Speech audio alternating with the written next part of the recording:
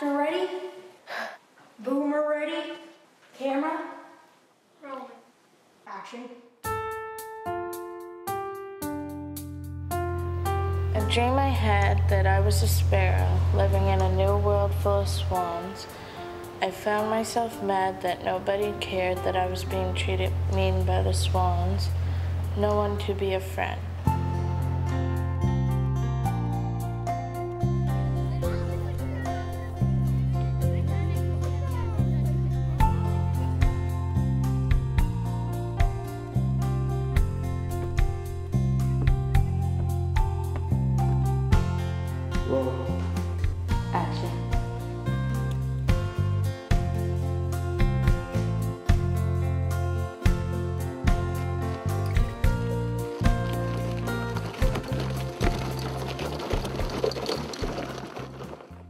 Well, I have no relationship with the Black Loyalists. I have no relationship to Birchtown either, really, except my family's lived here a long, long time. I'm about 13 years old and I live in Maryland. I don't live around here.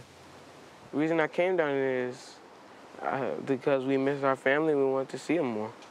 This is my cousin Ruth's house. I'm in my backyard, just in the town of Shelburne. It's about 5 or 10 minutes away from Birchtown. I like it out in Birchtown here better than in town. A lot better. Well, this is where we work, and this is where we get our money. So this is how the nets start off, all torn and broken.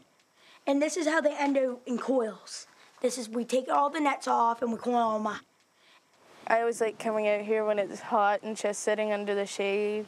Yeah, I like hanging out with Taysia and Terrell when they come down, because it ain't that often that I get to see them. My family history, my aunt and my grandma lived here all their life, and our family are Black Loyalists, and she used to be an Olympic runner.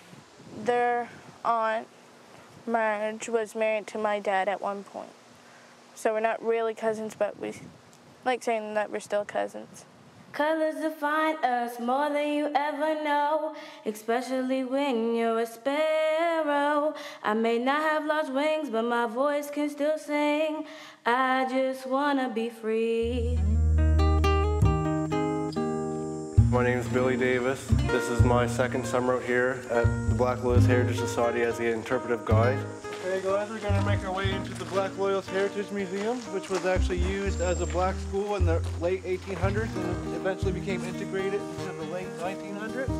I'd like to let you know that I have a special link over here to Birchtown. I am the 8th generation of a man by the name of Joseph Hartley, who left the Americas to come up and fight for the British, and he moved up here to Nova Scotia. So that's a very special connection that I like to share with people when they come here.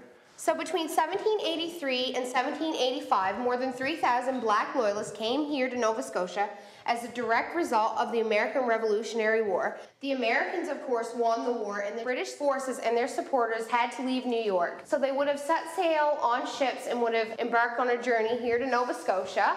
Birchtown here, outside of Africa in 1783, was the largest black settlement in the world.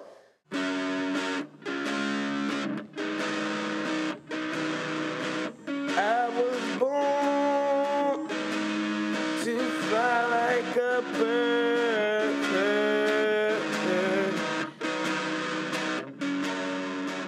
With the film camp, this is the first time I've ever been into the Birchtown Hall. In the sky and be free.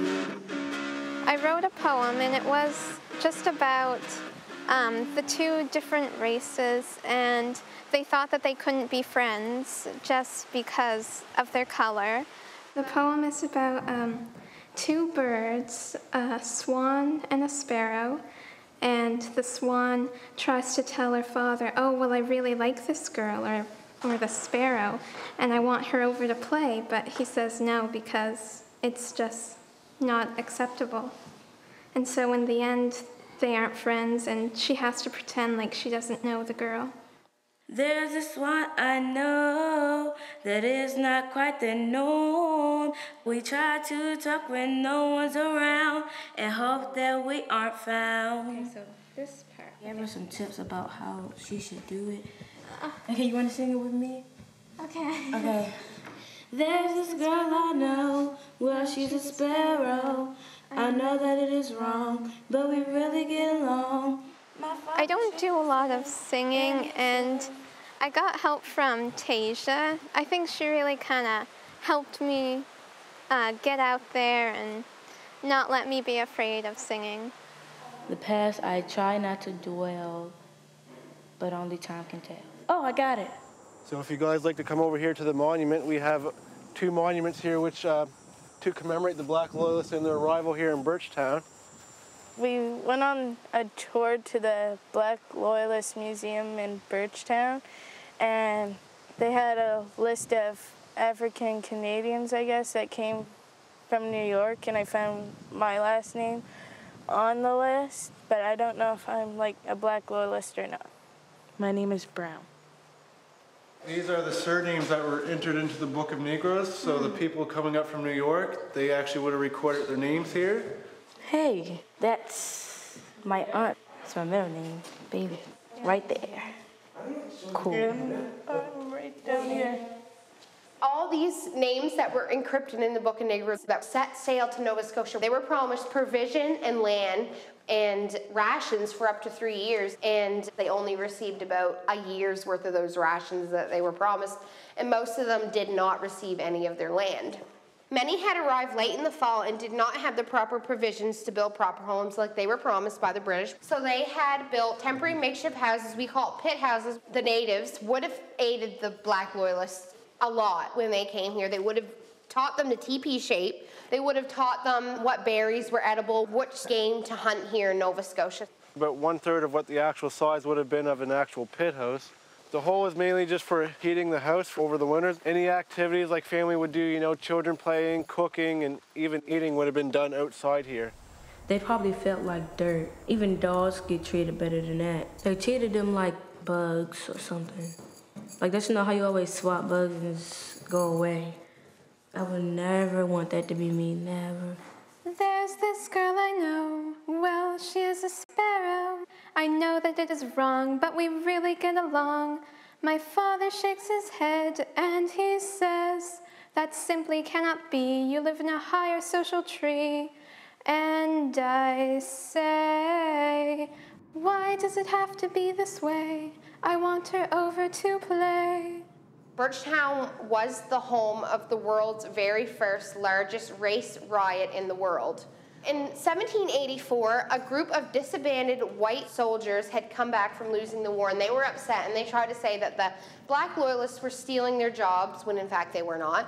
So they formed a mob, and they would have marched out here in Birchtown, and they would have burned all of their pit houses' belongings. They would have beat some of the Black Loyalists, killing some of them. Color defines us more than you ever know, especially if you're a sparrow. Why does it have to be this way?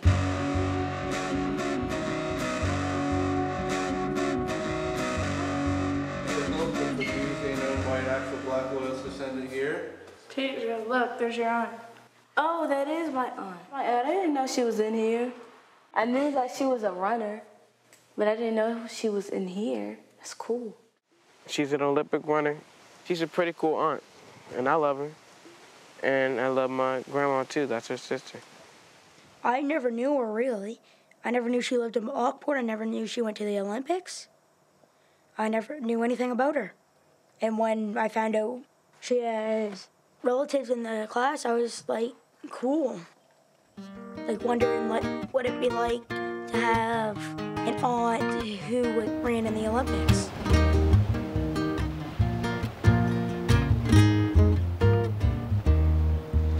Marge, when did you decide to run? How did I get started? Yes. I started when I was about 13 in high school. I was good, and once you were good, you were noticed. Did you watch Marge when she used to run track? Oh, yes, all the time. I used to go to the track in Vancouver when I was up there with her, and when she was training, run around the track with her. Once I got into the higher track, We might go to Europe a couple times a year. Just training, yes, training and taking in track meets. So we would do that circuit, and then we come home, and then we travel throughout states in the United States and all the provinces in Canada. Are you part of the Hall of Fame? Yes, I am. For the 1976 Olympics in Montreal, we returned to Vancouver, and we were inducted into their BC Sports Hall of Fame. And when I moved down to Nova Scotia, I was inducted into the Nova Scotia Sports Hall of Fame as well, in Halifax. Cool. Did you win any medals at the Olympics? No, we were 4th in the 4x1, and we lost 3rd place by like 1/1000th of a second. It was disappointing, but the most important part in taking part in any of those events is the participation and how you control yourself and behave, and that's all very important. I was born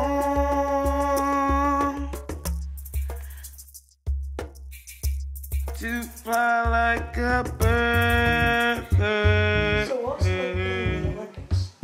Oh, it was great. When you run into these big events, the whole world gets together, and you get to see and meet a lot of the people that you compete with all year round, every year, and you travel. So it's sort of like a homecoming. In the sky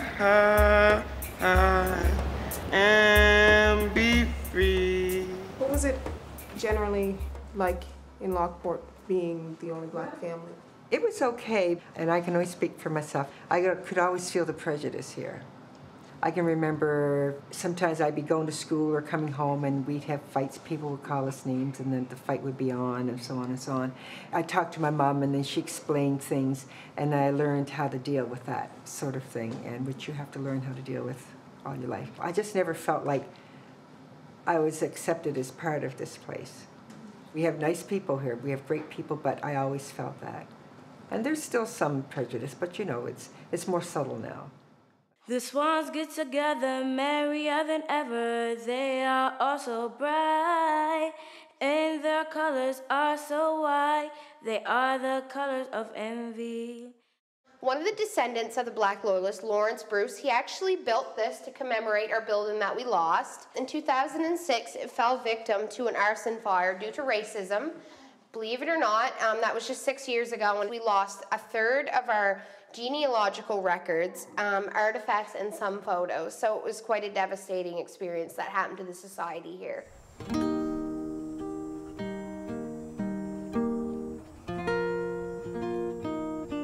I actually have gone on the tours pretty frequently, and I think it's just a great way to learn and keep the history going, just to keep on remembering, I think. I know when I was in school, there was no such thing as learning our history. And even when I was reading the history books, and I liked history and geography, even as young as I was, I always knew, and I still feel this way, the history books really weren't telling the truth. They only told it the way they wanted to tell. So now that you have classes like this, people, young people, are actually learning more of history that took place, not just what they put in the books and taught us at school. And that's what history is. You have to take the good with the bad. I thought meeting an Olympian, I thought that was really cool, and I wouldn't have thought I would ever really get to know one or just get to ask all the questions that I had personally. And them telling me that, oh, that's my aunt, that just kind of made it even more special. If you were going to write another verse, Sound ready? how would you write the story so that things change? So do you mean we each write our own endings? It'd be interesting to see because there'd be so many different variations. In one version that they did get to be friends and they didn't care what others said about them. I know this girl is strong, more powerful than any song. The past I try not to dwell, because I know only time can tell. I'm very proud of you. Thank you. Okay, darling. 'Cause I know one day it will all be fine.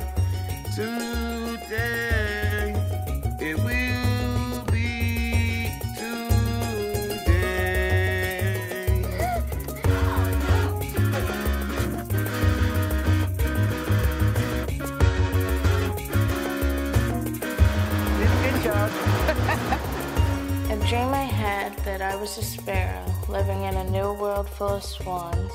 I found myself mad that nobody cared that I was being treated mean by the swans. No one to be a friend. So Father, I will go and be friends with the sparrow.